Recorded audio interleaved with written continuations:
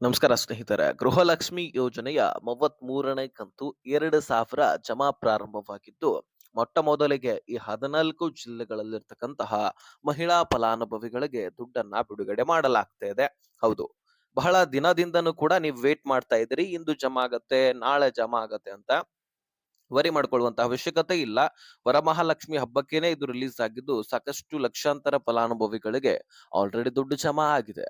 ಹಾಗಾದ್ರೆ ಈಗಾಗಲೇ ವಿಜಯನಗರ ಸೇರಿದಂತೆ ಧಾರವಾಡ, ಬೆಂಗಳೂರು ನಗರ, ಬೆಂಗಳೂರು ಗ್ರಾಮಾಂತರ ಇನ್ನು ಹಲವಾರು ಜಿಲ್ಲೆಗಳಲ್ಲಿ ಈಗಾಗಲೇ ಅಲ್ಲಿರ್ತಕ್ಕಂತಹ ಮಹಿಳೆಯರಿಗೆ ದುಡ್ಡು ಜಮಾ ಆಗಿದ್ದು, ಲಕ್ಷಾಂತರ ಫಲಾನುಭವಿಗಳು ಈಗಾಗಲೇ ದುಡ್ಡನ್ನ ಪಡ್ಕೊಂಡಿದ್ದಾರೆ ಮತ್ತು ವರಮಹಾಲಕ್ಷ್ಮಿ ಹಬ್ಬವನ್ನು ಕೂಡ ಆಚರಿಸಿದ್ದಾರೆ. ಇನ್ನು ಒಂದು ಕಂತಿನ ಹಣ ಕ್ಲಿಯರ್ ಆಗಿ ಜಮಾ ಆಗಬೇಕಂದ್ರೆ 10 ರಿಂದ 12 ದಿನ ಆಗಬೇಕು. ಅದಕ್ಕಾಗಿ ಇನ್ನು ಲಕ್ಷಾಂತರ ಅಂದ್ರೆ ಇನ್ನು ಅರ್ಧಕ್ಕಿಂತ ಒಂದು 80% ಫಲಾನುಭವಿಗಳಿಗೆ ದುಡ್ಡು ಬಂದಿಲ್ಲ. ಅದಕ್ಕಾಗಿ ನೀವು ಒಂದೇ ದಿನದಲ್ಲಿ ಬರಬೇಕಂದ್ರೆ ಸಾಧ್ಯವಿಲ್ಲ. ಸುಮಾರು 10 ರಿಂದ 12 ದಿನ ಕಾಲಾವಕಾಶ ಬೇಕಲ್ವಾ? ಸೊ ಅದಕ್ಕಾಗಿ ಒಂದ್ ಸ್ವಲ್ಪ ವೇಟ್ ಮಾಡ್ಬೇಕಾಗತ್ತೆ. ಹಾಗಾದ್ರೆ ಬನ್ನಿ, ಇವತ್ತಿನ ದಿನ ಯಾವ ಯಾವ ಜಿಲ್ಲೆಗಳಿಗೆ ದುಡ್ಡು ಜಮಾ ಆಗಲಿದೆ ಎಲ್ಲವನ್ನು ಕೂಡ ಈ ವಿಡಿಯೋದಲ್ಲಿ ನಾವು ಗಮನಿಸ್ತಾ ಹೋಗೋಣ. ಸಾಧ್ಯವಾದ್ರೆ ನೀವು ಈ ವಿಡಿಯೋನ ಕೊನೆವರೆಗೂ ವಾಚ್ ಮಾಡಿ ಚಾನಲ್ಗೆ ಸಬ್ಸ್ಕ್ರೈಬ್ ಮಾಡ್ಕೊಳ್ಳಿ.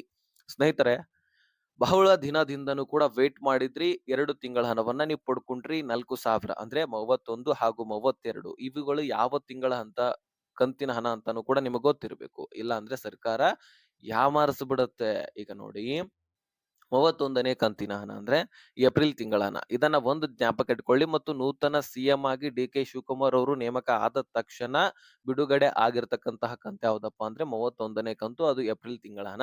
ಇದನ್ನ ಜ್ಞಾಪಕ ಇಟ್ಕೊಂಡ್ರೆ ಯಾವ ಕಂತುಗಳನ್ನು ಕೂಡ ಸರ್ಕಾರ ಯಾಮರ್ಸ್ಲಿಕ್ಕೆ ಆಗೋದಿಲ್ಲ. ನಾವು ಆಟೋಮೆಟಿಕ್ ಆಗಿ ತಿಳ್ಕೊಳ್ಬಹುದು. 32 ಅಂದ್ರೆ ಮೇ ತಿಂಗಳ ಹಣ. ಈಗಾಗಲೇ 2 ತಿಂಗಳ ಹಣವನ್ನ ಕ್ಲಿಯರ್ ಮಾಡಿದ್ದಾರೆ. ಈಗ 33ನೇ ಕಂತಿನ ಹಣ ಜಮಾ ಆಗ್ತಾ ಇದ್ದು, ಇದು ಜೂನ್ ತಿಂಗಳ ಹಣ. ಸೊ ಈ ಒಂದು ದುಡ್ಡನ್ನು ಕೂಡ ಬಿಡುಗಡೆ ಮಾಡಲಾಗ್ತಾ ಇದ್ದು, ಸುಮಾರು ಹತ್ತತ್ರ ಈಗ ಒಂದು 10 ರಿಂದ 12 ಲಕ್ಷ ಫಲಾನುಭವಿಗಳಿಗೆ ದುಡ್ಡು ಜಮಾ ಆಗಿದೆ. ಇನ್ನು ಬಹುತೇಕ ಬಹಳಷ್ಟು ಫಲಾನುಭವಿಗಳು ಬಾಕಿ ಉಳಿದಿದ್ದು, ಅವರ ಖಾತೆಗಳಿಗೂ ಕೂಡ ದುಡ್ಡನ್ನ ಬಿಡುಗಡೆ ಮಾಡಲಾಗ್ತಾ ಇದೆ. ಸೊ ಅದಕ್ಕಾಗಿ ನೀವು ವೇಟ್ ಮಾಡುವಂತಹ ಅವಶ್ಯಕತೆ ಇಲ್ಲ, ತಲೆ ಕೆಡಿಸ್ಕೊಳ್ಳುವಂತಹ ಅವಶ್ಯಕತೆನೇ ಇಲ್ಲ ಕೂಡ. ಯಾಕಂದ್ರೆ ಒಂದು ಸಾರಿ ಡೆಬಿಟ್ ಟ್ರೆಜರಿಗೆ ಪುಷ್ ಆತಪ್ಪ ದುಡ್ಡಂದ್ರೆ ನಿಮ್ಮ ಖಾತೆಗಳಿಗೆ ಯಾವ ಸಮಯದಲ್ಲಿನೂ ಕೂಡ ಜಮಾ ಆಗಬಹುದು. ಈಗ ಗೃಹಲಕ್ಷ್ಮಿ ಪ್ರೊಸೆಸರ್ ಬಗ್ಗೆ ನಾನು ಹೇಳ್ತೀನಿ. ಮೊದಲು ಈ 14 ಜಿಲ್ಲೆಗಳನ್ನ ತಿಳಿಸ್ಕೊಟ್ಬಿಡ್ತೀನಿ. ಮತ್ತು ಜಿಲ್ಲೆಗಳನ್ನ ತಿಳ್ಕೊಂಡು ಹೋಗೋದಲ್ಲ, ಪ್ರೊಸೆಸರ್ ಬಗ್ಗೆನೂ ಕೂಡ ಗೊತ್ತಿರಬೇಕು. ಗೃಹಲಕ್ಷ್ಮಿ ಸದ್ಯಕ್ಕೆ ಇರ್ತಕ್ಕಂತಹ ಎಲ್ಲ ಅಪ್ಡೇಟ್ಸ್ ಗಳನ್ನ ನಾನು ನಿಮ್ ಮುಂದೆ ಇಡ್ತಾ ಇದ್ದೀನಿ. ಅದನ್ನ ನೀವು ತಿಳ್ಕೊಳ್ಬೇಕು. ಸ್ನೇಹಿತರೆ, ಬೆಂಗಳೂರು ನಗರ ಸೇರಿದಂತೆ ಬೆಂಗಳೂರು ಗ್ರಾಮಾಂತರ, ಬಾಗಲಕೋಟೆ, ಅದೇ ರೀತಿಯಾಗಿ ವಿಜಯಪುರ, ಜೊತೆಗೆ ಬೆಳಗಾವಿ, ಧಾರವಾಡ, ಯಾದಗಿರಿ, ಉತ್ತರ ಕನ್ನಡ, ದಕ್ಷಿಣ ಕನ್ನಡ, ದಾವಣಗೆರೆ, ಬೀದರ, ಕೊಪ್ಪಳ, ಮಂಡ್ಯ, ಅದೇ ರೀತಿಯಾಗಿ ಚಾಮರಾಜನಗರ ಈ ಒಂದು ಜಿಲ್ಲೆಗಳಲ್ಲಿರ್ತಕ್ಕಂತಹ ಗೃಹಲಕ್ಷ್ಮಿಯರ ಖಾತೆಗಳಿಗೆ ದುಡ್ಡು ಜಮಾ ಆಗ್ತಾ ಇದ್ದು, ಇವತ್ತು ಈ ಎಲ್ಲಾ ಜಿಲ್ಲೆಗಳಿಗೆ ಅಂದ್ರೆ ಪ್ರತಿಯೊಬ್ಬ ಮಹಿಳೆಯರಿಗೂ ಕೂಡ ಜಮಾ ಆಗಿ ಕ್ಲಿಯರ್ ಆಗತ್ತಂತಲ್ಲ, ಒಂದ್ 20% ಮಹಿಳೆಯರಿಗೆ ಇವತ್ತಿನ ದಿನ ದುಡ್ಡು ಜಮಾ ಆಗಿ ಕ್ಲಿಯರ್ ಆಗತ್ತೆ. ಇದು ನಿಮಗೆ ಜ್ಞಾಪಕ ಇರಲಿ. ಇವತ್ತಿನ ದಿನ ಇವತ್ತೇ ಕ್ಲಿಯರ್ ಆಗತ್ತೆ ಅಂದ್ರೆ ಅಲ್ಲ. ಇದಕ್ಕೋಸ್ಕರ ಟೈಮ್ ಬೇಕಾಗತ್ತೆ, ಸಮಯ ಇರತ್ತೆ. ಇವತ್ತು ಒಂದ್ 20% ಮಹಿಳೆಯರಿಗೆ ಜಮಾ ಆದ್ರೆ ಮತ್ತೆ ನಾಳೆನೂ ಕೂಡ ಇನ್ನೂ ಸ್ವಲ್ಪ ಮಹಿಳೆಯರಿಗೆ ಜಮಾ ಆಗತ್ತೆ. ಈ ರೀತಿ ಹಂತ ಹಂತವಾಗಿ ಜಮಾ ಆಗ್ತಾ ಹೋಗುತ್ತೆ.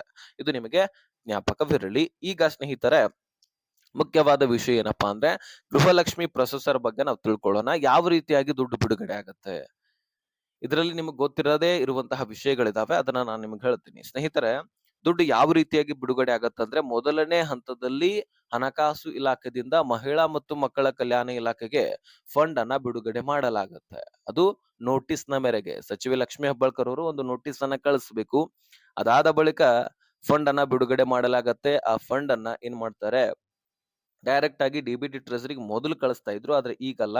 16ನೇ ಕಂತಿನ ಹಣ ಹಿಡ್ಕೊಂಡು ಈ ಕಡೆ ಏನಿದೆ ಗ್ರಾಮ ಪಂಚಾಯಿತಿ ಕಳಿಸ್ತಾರೆ. ಆ ಗ್ರಾಮ ಪಂಚಾಯಿತಿಗಳು 35 ತಾಲೂಕು ಗ್ರಾಮ ಪಂಚಾಯಿತಿಗಳು. ಅವುಗಳು ಬೆಂಗಳೂರು ನಗರ ಮತ್ತು ಬೆಂಗಳೂರು ಗ್ರಾಮಾಂತರ ಸುತ್ತಮುತ್ತ ಇರತಕ್ಕಂತಹ ಗ್ರಾಮ ಪಂಚಾಯಿತಿಗಳು.